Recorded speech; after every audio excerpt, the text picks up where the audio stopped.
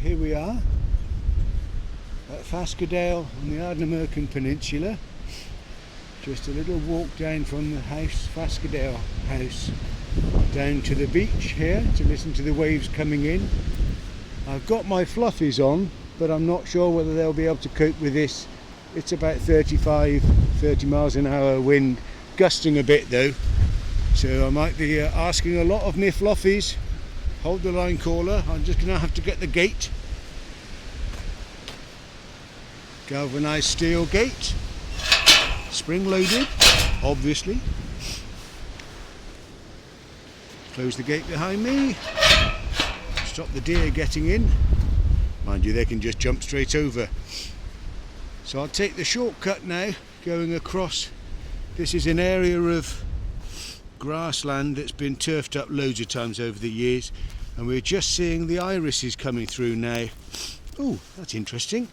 That's an interesting find. That's an antler off one of the red deer. Oh, the children will like that. What a find. God, that's proper treasure. No doubt my twin brother Nicholas will be extremely envious of that one. I've already been picking up bits of litter off the beach. Now we're slightly down out of the wind, and that should be evident now. Just coming down to the path alongside the last remains of the old Fascadale ice house. So they used to fish quite productively salmon, wild salmon from the sea here. They'd catch them in nets, and Fascadale was the only place really on the Ardnamurchan Peninsula centrally where you could get loads of fish off boats. And up there isn't really any other beach anywhere. Oh, starting to get a bit windy again. But they've got a small remnants of an old trackway here where they used to pull up on a miniature gauge rail line the little trucks from the beach loaded full of salmon, and off they'd go down to London, Billingsgate Market no less.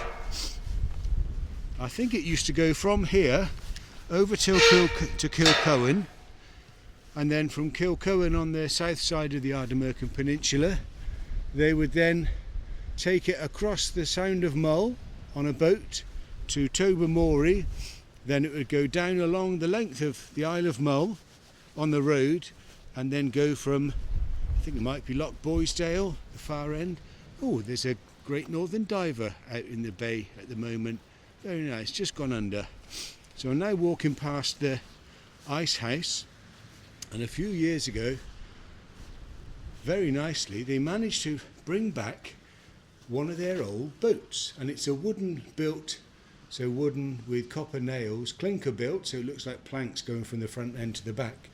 It's I think it's called a cobble, probably about 20 foot, 25 feet long, and they've managed to just skew with it, get it inside this lovely building that I'm gabbling in at the moment. Let's see if I can just step over the anti-sheep barrier. Right, I'm in here properly. Now I'm going to walk into, now I'm in the ice house proper. There's probably bats in here, I'd imagine. I'd be disappointed if there weren't. And now we're walking into the back of the ice house. So they would have got ice in years gone by. They would have packed this room with ice in the winter, which they'd get from the naturally frozen lochans up on the hills here. It's about, I think it's about 800 metres high, the hills. Not sure, might have got that wildly wrong. But they won't have had that much ice there for a long time. But anyway, in here, the ice would last from the winter through most of the summer.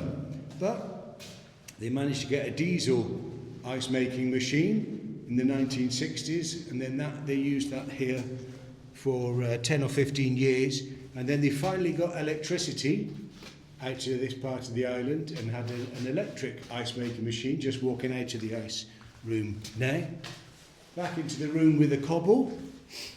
Oh, that's very nice. Hey, bit of light. Everywhere you look there's guano, or where the old sheep have got in here. The floor is just awash with sheep poo. There's the little bit of plastic netting that I just picked up off the beach and chucked in here. so it doesn't go back out to sea. Right, let's walk down to the beach. Wind appears to have dropped off again momentarily, that's good. So on my right we've got we call it the island, but it's a little promontory with a small cairn on top of it. And it's not a sandy beach, well not at the top anyway, it's a pebbly beach, as you can hear. Yeah, a little bit slidey underfoot. Probably about 2 inches long each of the stones, some smaller ones as well. There's lots of erosion though. This was the site of an enormous volcano millions of years ago, and you can see the volcano, the shape of it, if you look at Google Earth and the Ardnamurchan Peninsula on the western shore of Scotland. This one sticks out underneath the Isle of Skye and Muck, Rum and Egg Islands as well. And if you look on the satellite images, it's quite clear. You can see the ring of the old extinct volcano. Thankfully extinct, I should say. But on the beach we have got some large rocks, I don't know, memory from school, basalts, does that sound about right? Enormous cracks and fissures in the rocks with all the pressure that it would have been under years ago. But the sea washing the small pebbles back on the underside of these rocks has made a pronounced overhang. Rather dashing. Let's go down to the water's edge and try not to drop anything in the sea. Hold on. Oh, nice little wave. Oh, look at that. No sign of any otters.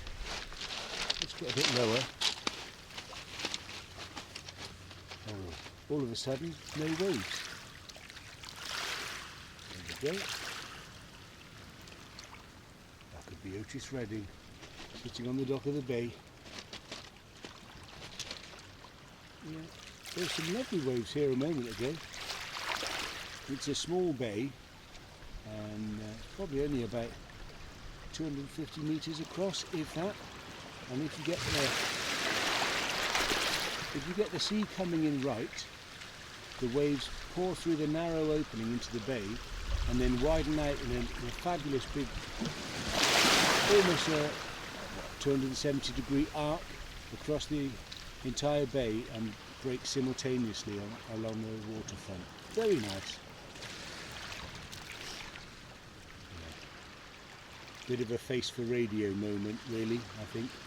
Even as you speak it's dead quiet. That's more like it. Come on Mr. Canute, do your worst. Okay kids, stop there, stop there. Oh, it didn't work. Well, I'll give it a moment, just see whether anything else happens. Yeah. The colours are just incredible. It's not a sunny day today. It's overcast, but the clouds are glorious. The predominant colours of the land are just the different browns of the bracken, heather. Oops, nearly got my feet wet. And this lovely birch woodland here, which, well, all the sheep and the deer use it as cover. You can just see all the sheep moving along the headland now. That looks like it's a little narrow path they're on. They're all in line astern, as it were, reenacting the Battle of Jutland. Crossing the T! Crossing the T! Or not, as the case may be. Looking out to sea now, I can see, I think that might be Tyree in the distance. Tyree or Col. Usually you can see very clearly Muck, Rum and Egg, 3 islands which are north of the Ardnamurchan Peninsula in the Hebridean Sea. That was a good one. Muck is quite low lying. Rum is quite adventurous. It's got some enormous mountains on there, but it's not a large island really, given the size of the mountains. And then Egg sits off to the east of Muck. So if you look at them left to right, it goes Muck, Rum, Egg. And Egg is a funny shaped thing. It looks like a blob of butter and somebody has just scooped out the middle with a knife in the warm butter. If you see a picture of it, it'll all make sense. Yeah, well, we've lost those lovely waves breaking in around the circle of the bay. See if I can just walk around here a minute. what, Mr. Sellers? This is the stone that I think when we arrived in 2004 we were pleasantly early after a long journey, and about March time it was quite warm actually, surprisingly so.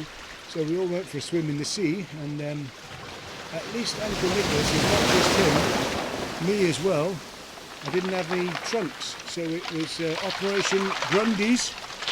See if I can get that before the next wave comes in. Hold on. There we go, that's better. Oh, suddenly the waves have picked up a little. Little spots of cloud coming through.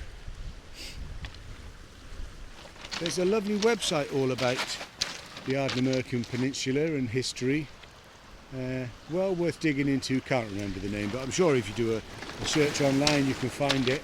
It's only come up online in the last couple of years. They must have had funding to do it, but they've got fabulous photographs from the 1970s when the last guys who were doing the fisheries, salmon fisheries here, they would come out, and it's a bit sad in some ways, every year there'd be less and less fish to catch, but the men who owned the contracts, there was only 2 or 3 of them, and so every year they'd get help from students in the summer holidays. Bloody students! And 1 or 2 of these students, well, they must have had an inkling that they were witnessing the end of something. Bought their cameras, took loads of really good photographs, which have captured the twilight of the fishing career on Ardnamurchan, or the commercial fishing career operations for wild salmon fishing. Wild? They were livid, as it were. When I met David Attenborough, oh God, not David Attenborough again. All I ever hear, Johnny bloody Mathis. Right, well I'll go back to the house, and I think no sign of any otters, not today anyway. We saw some, lovely. We saw some the other day when we were here, but I do think if you see them on the first day or so, the natural inclination is to come out, and even if you're trying to be discreet and peering over the rocks to see them, that's enough just for them to think, oh bugger that, I'm not coming here. I'll give it a week or so, then I'll come back. There's so much area around here where they can catch fish, and even if there are holiday makers staying in there's only 3 houses here, and most people, now they've got Wi-Fi here, they probably don't leave the house for the whole week. But otters are so timid and so shy that any kind of human interaction they'd rather avoid, and I can understand that. But I have watched them over the years here. It's been fabulous to get such an intimate view of them. If you just sit tight and watch them, you can usually get away with it. Don't go charging around on the rocks though, shouting and screaming. That'll put them off for the whole week. We did manage to film them over the years with little wildlife cameras. It's obvious where they're living if you know where to look. Nice wave there. Right, let's go back up the beach. I'm going to turn this off now, so over and out.